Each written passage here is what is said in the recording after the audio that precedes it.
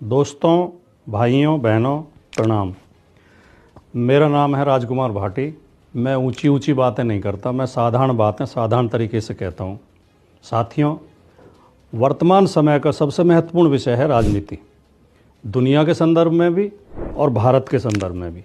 लेकिन मैं केवल भारत के संदर्भ में बात करूं तो भारत में लोकतंत्र है, संसदीय राज्य प्रणाली है।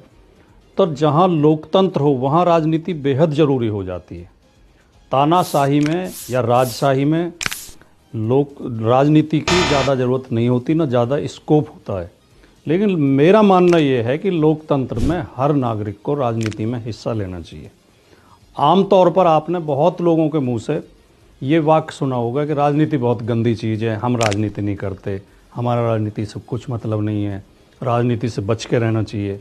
मैं ऐसे लोगों को लोकतंत्र के लिए बहुत खतरनाक मानता हूँ, हानिकारक मानता हूँ। राजनीति वो चीज़ है जो राज्य की नीतियाँ निर्धारित करती है। राजनीति से सारी व्यवस्थाएं तय होती हैं कि हमें कैसी शिक्षा मिलेगी, हमें कैसा इलाज मिलेगा, हमें कैसी अन्य सुविधाएं मिलेंगी, कैसी सड़कें मिलेंगी, कैसी ट्रेन मिलेंगी, कैसे पानी बिजली की व्यवस्था मिलेगी। ये सब राजनीति तय करती है। जो हम कपड़ा पहनते हैं इसका रेट राजनीति तय करती है। स्कूल में हमारे बच्चे की फ़ीस क्या होगी ये राजनीति से निर्धारित होता है। हमें अस्पताल में दवाई मिलेंगी कि नहीं मिलेंगी, स्कूल में टीचर मिलेंगे कि नहीं मिलेंगे, ये राजनीति निर्धारित करती है। और इतने महत्वपूर्ण विषय के लिए लोग कहते हैं कि ये खराब चीज़ है या इससे बच के रहना चाहिए। इसमें कुछ लोग षड्यंत्र पूर्वक ऐसा कहते हैं ताकि राजनीति को स्कोप उनके लिए बचा रहे। हाँ, हम ये कह सकते हैं कि चुनावी राजनीति में हम हिस्सा नहीं लेते या दलगत राजनीति में हम हिस्सा नहीं लेते। हम पार्टियों के बीच में कोई भेदभाव नहीं करते। आपको लेकिन राजनीति से नहीं बचना चाहिए। आपको सभी राजनीतिक दलों की नीतियां ठीक से समझनी चाहिए, उनके घोषणा पत्र समझने चाहिए, उन्होंने क्या वादे किए हैं उन्हें समझना चाहिए, वो देश को कहाँ लेकर जाना चाहते हैं, वो जनता के लिए क्या कल्याणकारी योजनाएं चलाना चाहते हैं वो समझने चाहिए। और जो खराब लगता है उसका विरोध करना चाहिए, और जो जनहित में लगता है, जो कल्याणकारी लगता है उसका समर्थन करना चाहिए। और हमें इस गुण दोष के आधार पर ही अपने वोट का फैसला चुनाव के समय करना चाहिए। तो मैं ये मानता हूँ और मैं राजनीति को बहुत पावन कर्म मानता हूँ, बहुत महत्वपूर्ण और पवित्र कार्य मानता हूँ। आप ये देखिए कि कोई भी क्षेत्र हो, सब लोगों की फीस निर्धारित होती है। अगर आप टीचर के पास जाएं कि हमारे बच्चे को ट्यूशन पढ़ा दें तो वो पहले अपनी फ़ीस बताएगा। अगर आप डॉक्टर के पास जाएं इलाज के लिए तो डॉक्टर पहले अपनी फ़ीस लेगा आपसे। अगर कोर्ट में आपको वकील की ज़रूरत हो तो वकील आपसे फ़ीस लेगा। आपको किसी अपने घर में कोई मेंटेनेंस करानी हो, आप किसी इंजीनियर को बुलाएं तो वो अपने फ़ीस लेगा। एक राजनीतिक कार्यकर्ता ऐसा होता है जो बिना फीस के किसी भी व्यक्ति के साथ खड़ा हो जाता है। कोई थाने में ज़रूरत है, तहसील में ज़रूरत है, कहीं कलेक्ट्रेट में ज़रूरत है, कहीं किसी को मदद की ज़रूरत है, राजनीतिक लोग साथ खड़े हो जाते हैं। अच्छे से अच्छे तानाशाह से भी खराब से खराब लोकतांत्रिक व्यक्ति बेहतर होता है। तानाशाह के सामने आप जा नहीं सकते, अपनी बात कह नहीं सकते। राजनीतिक व्यक्ति के सामने, लोकतांत्रिक व्यक्ति के सामने उसके घर में जाकर आप घुस सकते हैं और अपना अधिकार के साथ अपनी बात बता सकते हैं। एक दिन मेरी एक महात्मा जी से बात हो रही थी तो मैंने उनसे कहा कि महात्मा जी, आपका जो सौदा है वो उधार में बिकता है। आप लोगों से दक्षिणा लेते हो और उनसे कहते हो कि बेटा तुम्हें अगले जन्म में इसका लाभ मिलेगा, इसके पुण्य मिलेंगे। इतना लंबा आपका उधार चलता है एक एक जन्म का। हमें तो अगर रात को 2 बजे आके कोई आदमी, राजनीतिक आदमी के घर पर घंटी बजाए और कहे मेरे बेटे को पुलिस उठा के ले गई है, तो राजनीतिक व्यक्ति को रात के 2 बजे ही उसके साथ थाने जाना पड़ेगा। हमारा 5 मिनट का उधार नहीं चलता।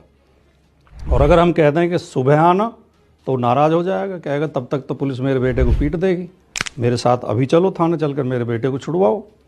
तो राजनीतिक लोग सबकी मदद करते हैं, बिना फीस के करते हैं।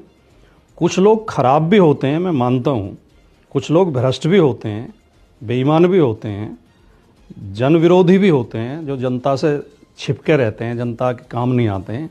लेकिन वो बहुत कम, वो कभी राजनीति में कामयाब भी नहीं हो पाते और वो कम संख्या में होते हैं।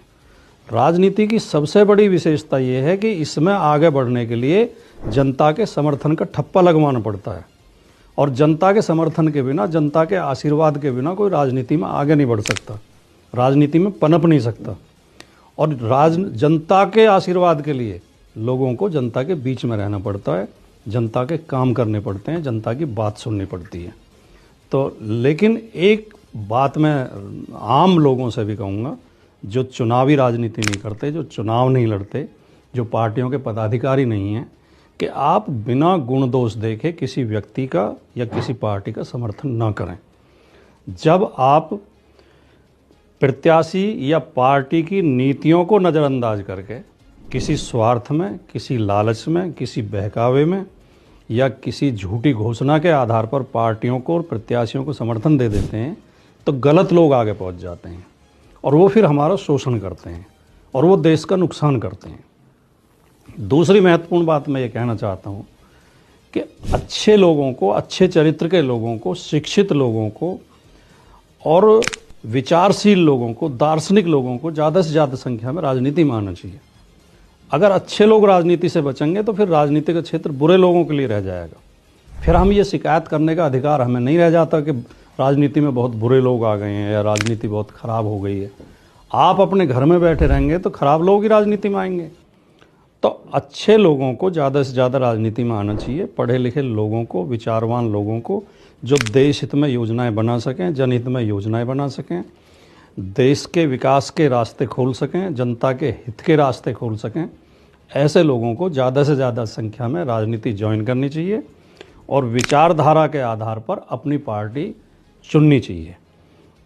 और जो पार्टियां फर्जी मुद्दे देती हैं, फर्जी बातें उठाती हैं, इस लोग की समस्याओं की बातें न करके या इस लोग की समस्याओं से लोगों का ध्यान हटाने के लिए परलोक के लुभावने सपने दिखाती हैं या स्वर्ग नरक के सपने दिखाती हैं या धार्मिक मुद्दों पर राजनीति करती हैं, ऐसी पार्टियों को और ऐसे पार्टी के कार्यकर्ताओं को आपको ये समझाना चाहिए कि भैया हमारी वर्तमान की समस्याओं का हल करो। राजनीति का काम है वर्तमान की समस्याएं हल करना।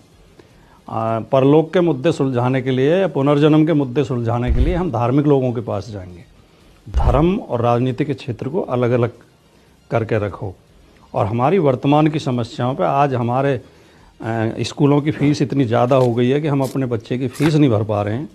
आज सरकारी अस्पतालों में दवाइयाँ नहीं हैं। इन समस्याओं को हल करो। बच्चों को रोज़गार नहीं मिल रहा, पढ़े लिखे नौजवान बेरोज़गार घूम रहे हैं। इन समस्याओं को हल करो। ट्रेन समय पर नहीं आती, ट्रेन के किराए बहुत ज़्यादा बढ़ गए हैं, हवाई जहाज़ की यात्रा बहुत महंगी हो गई है, खटारा बसें चल रही हैं सड़कों पर, बसों में सीटें नहीं हैं, सुरक्षा नहीं है, पुलिस समय पर नहीं आती है, पुलिस सुनवाई नहीं करती है, थाने में रिपोर्ट लिखाने के लिए रिश्वत देनी पड़ती है। हमारी वर्तमान की समस्याएं ये हैं। अगले जन्म की समस्याओं पर को छोड़ो, स्वर्ग की समस्याओं को छोड़ो, हमारी इस ज़मीन की वर्तमान की समस्याओं को हल करो।